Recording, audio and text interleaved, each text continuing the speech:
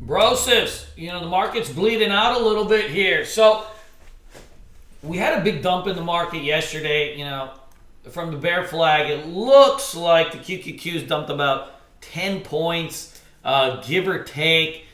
This can happen anytime you get into a new year. The first week, and you'll start to see subtle changes in the tape. What worked the year before doesn't necessarily work the next year. So, 2020, frankly, was a fairly easy year to trade. I wouldn't say easy. There's no such thing as an easy year to trade. But 2020, you could throw shit at a wall and things are gonna stick, right? You can be a swing trader and you make a lot of money. You can be a day trader, you can make money because there's just so much range. And then, you had a lot of kind of speculative things that are running up. In the beginning of this year, we're starting to see, a subtle shift in kind of how things are acting. And we don't know if this is going to be anything more than a few days. Trends aren't usually broken in a day or two unless it's like a crash. But we're starting to see a little bit of weakness in the tape. But one thing I just, counsel you guys on is that what worked last year very rarely works the next year in the same manner. So, you're not necessarily going to get, you're not going to just get, if you're going in and you're thinking, you're going to get rich on some EV stock that was $2 and it's $50 and you think it's going to, keep going, right? That doesn't necessarily happen. So, the watch list and stuff that you do, you'll have to, start updating them. So there's, pockets of strength in emerging markets. Some emerging markets on the long side, they're outperforming the U.S. markets. Emerging markets, in general, kind of stink. But in terms of emerging markets, Chinese stocks are considered emerging market stocks. There's tons of kind of pockets of strength in them. Commodity stocks, which is your kind of Australian stocks and, oil stocks and things of that. Those are kind of lumped in with emerging market stocks too. So you'll start to see those kind of things. And then what you're seeing is, a bleed off in what was hot last year. So these kind of things like Excel and stuff, they look bouncy, but that doesn't really mean they're going to be the hot trenders of this year. So you have stocks like Excel and Laser and these were the hot stocks of last year. They're probably not going to be the hot stocks of this year. A couple of them will be, but last year was take a sector, and just throw shit at the wall, and then some of it will stick and you'll catch some big runners. Now what's going to happen is within these sectors of SPACs, electric vehicles, and so on and so forth, 2 or 3 will emerge and lead the way. And then the rest of these turds will go right back down to $2 or, whatever. This Solo is probably $1 stock. And, stuff like JMIA, this is probably a $10 stock. And, we don't know where they're going to go. But in general, that, this thing was $2, it goes to $50. Yeah, it's going to bleed out half its gains probably at some point, and then you'll see. But when the drops are this sharp and they're so vertical, what happens is the bounces end up being that first bounce ends up being really nice, but it doesn't necessarily push all the way through, right? Why don't you guys say something? It doesn't push all the way through back up into these highs in a linear manner. So you gotta always just be kind of mindful of all right, this Excel looks bouncy, but where are you gonna get it? Maybe 2-3 points, and then we'll have to see what goes on. A lot of that is just gonna be market conditions. So redo your list. In terms of kind of what you think is going to be hot, because what was hot last year won't necessarily be hot this year. But I do think we're oversold enough where we'll catch some bounces on something like this Excel. We'll catch a day or 2 bounce, and then I don't know what happens. I think Fubo today, obviously you got 62, it's pulled back. to 24. That's gonna be a potential bounce candidate. Now, will it get back to 60? Probably not. Like probably not. Not in a linear manner, like where it's gonna happen in like a few days. Maybe over 6 months or 3 months. We don't really know. But like in terms of like a short-term bounce, sure. Maybe we get this thing to 33, 34, 35, maybe even 40. That'd be pretty good. So like this is like another bounce candidate. This RMO is another one. This thing was $40. I think one more push down. If you can get this thing near 16, and you can see it's already bleeding off. You can already see it's bleeding off pre-market. Maybe 16. We try to bounce this thing. But like this is not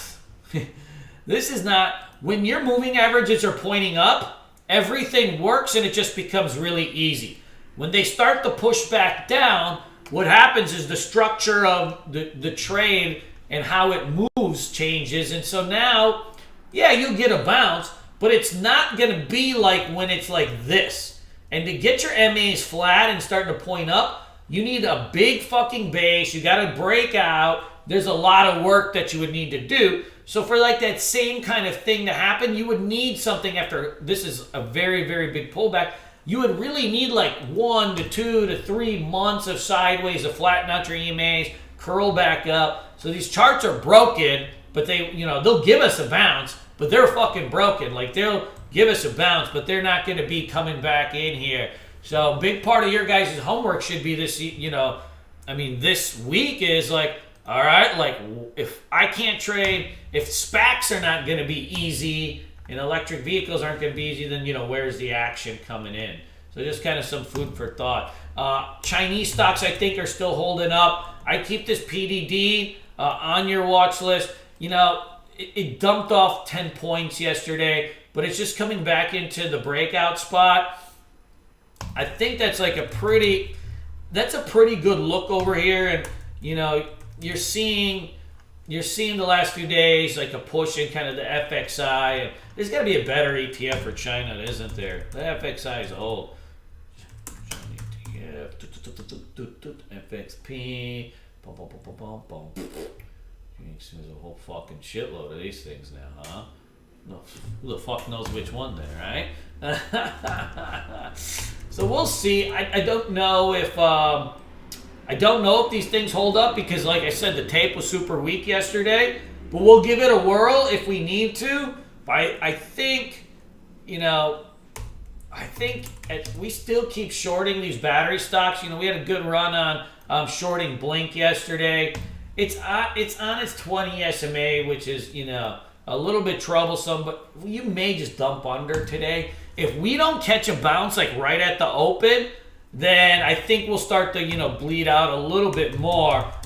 Same thing with like F-Cell. If we don't start catching a bounce and start to get some higher highs and start to see a little bit of a trend, then these things will probably bleed off a little bit again. Same thing with butt plug. This is like, these are getting very big, kind of nastier candles here. So the range is expanding and you can see like how it's just getting loose. This is like another one, right? It was like just a couple bucks. You get up to $40. Like we look at the last 4 or 5 days and think, okay, this is oversold. But you have to kind of take it into context of what it's been happening. This butt plug, it can still keep going too as long as it hangs out below, yesterday's lows. I think this one's going to have a chance to fade off. We'll see what's going on. My worry of like shorting into the hole, is that the market is gapping down 0.4%. So I think, we'll have to see this is the ranges that we need to play. This is much more tricky, guys, to day trade. So like if you're new, this is much more tricky. The easiest times to day trade are when you're just like kind of trending up your 9 EMA, because then you don't actually have to look at the market. But when that 9 EMA starts to point down and you start to break under MAs, what happens is you have to time your day trades and swing trades with the overall market.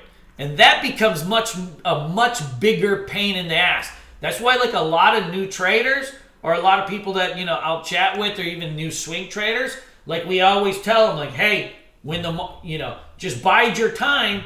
You swing trade or day trade like when the market's thrusting, and it becomes very easy. You can literally take a stock and it tends to work out. But now if the market starts to cook under these MAs, and you can see this 20 SMA has been a big spot on the QQQs, if it sits there and holds under there, every single one of your day trades and swing trades will have to be timed with the actual market. So keep, a chart of the TQQ up today. I think that's what I'll use to kind of get a parameter or, an idea of the market. It's something we can trade also. So if the market starts to dump, then we'll come in hot on this thing. These Chinese EVs were okay yesterday. They faded off a little bit here, but they're still holding over support. So we just don't know. They're kind of right there like the penis in between us, and that like you're just kind of stuck a little bit in range. And granted, like this XPEV was up 4 days in a row, so yesterday it wasn't a surprise that it faded off. But I think today we'll have to be, just a little bit more careful on kind of like what goes down. Man, look at this Fubo go. Woo! Look at that thing go. I do think that, it's going to have a chance today to get going. What we'll just have to do is see like what's going on. Peck Solar. Let's take a look at the gappers here real quick. Junk. It looks like Fubo's the main one here. Oh boy. Yeah, that's top of the list for today. You can't chase it up 16%. Let it pull back a little bit, and then you're good to go. Let it pull back a little bit, and then you're good to go. So just something to just kind of keep mind of. Man, this thing is hot. I mean, I think that's top of the list, but we need a little bit of a pullback. Let's see where else we're going here.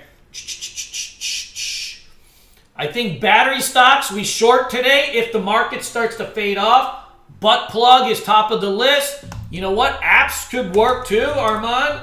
This is this was like a $2-3 stock, right? You're sitting up at 50. You got a lot of room to go. My one worry on this one is that the liquidity is light on this, but otherwise it looks, fairly good.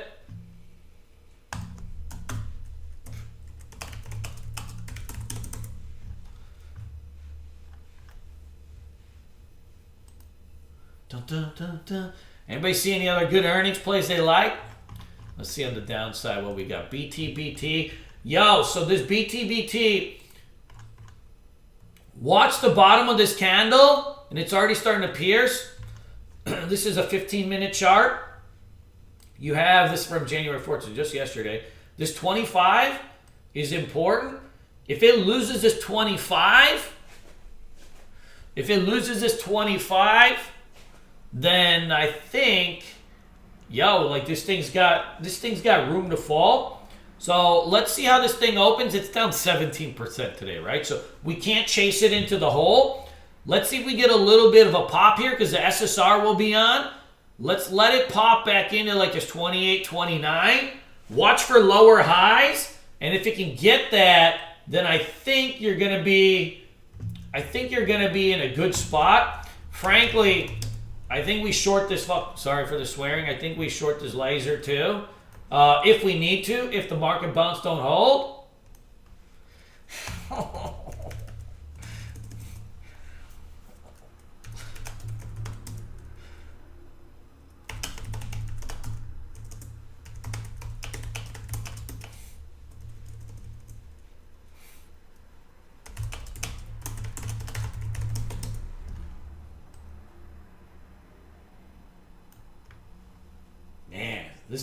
This is 31 is a good spot.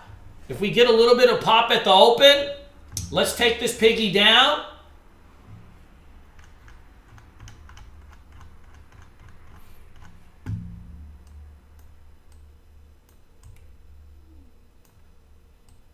Man, that's nice.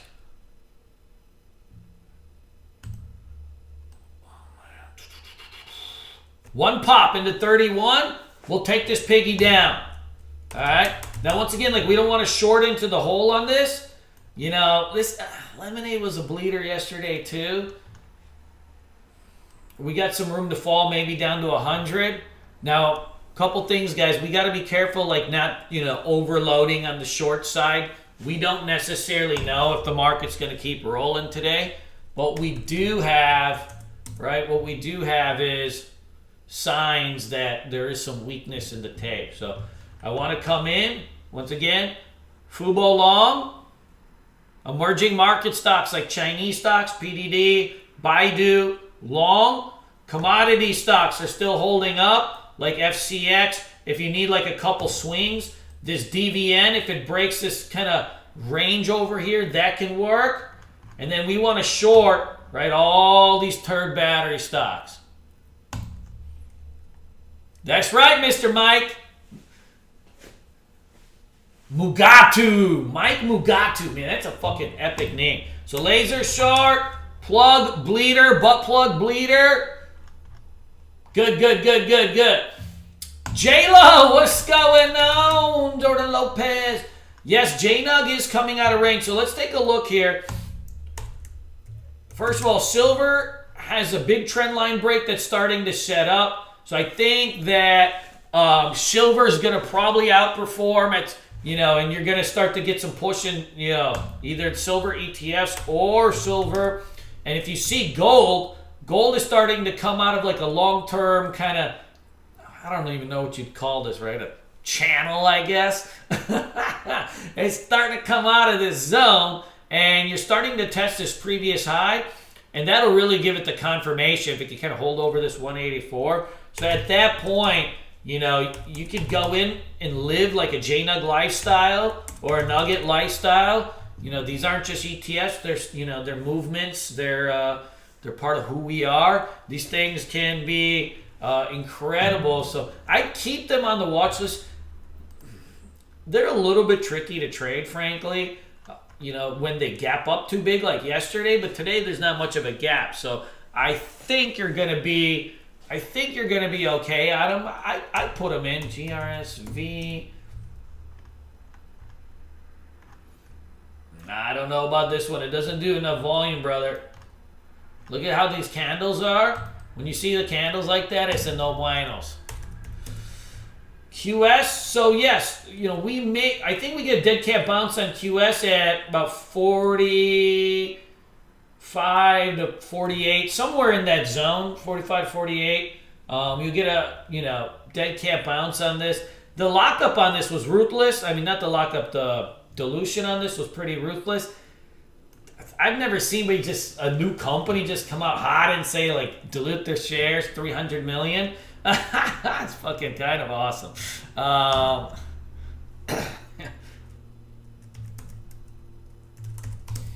Yeah, SSR will be on it. Maybe you get a quick bounce. I wouldn't, be too married to them. I don't talk about warrants because I don't know anything about warrants or what they are. I once had a warrant out for myself for for unpaid parking tickets, and it wasn't that fun.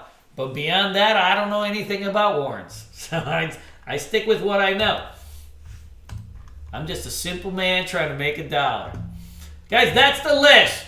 Emerging markets, Chinese stocks, short the batteries. Short the batteries. I see, Mr. Miller. Thank you. PLTR is probably another one that is a short. A lot of these ones, anything that was a high flyer last year is going to probably bleed out for a little bit, guys. What worked last year may not work this year. It's oversold, but it's not in a sweet spot. Good. Guys, that's the list. I'm sticking to it. That's the list. I'm sticking to it. Let's go do what we do, which is the...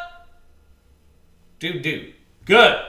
Let's have some fun, guys. Happy New Year, as always. We're going to make something happen today. Yesterday, right, all our money that we made was on the short side, right? Mostly on Blink and stuff. So just kind of be mindful of those things, too. A lot of them are on support. So if we need to bounce, we will bounce. But keep an open mind that we may need to short some of these while also simultaneously bouncing things. Cool. Let's go do this. Let's have some fun. Ta-da, ta-da.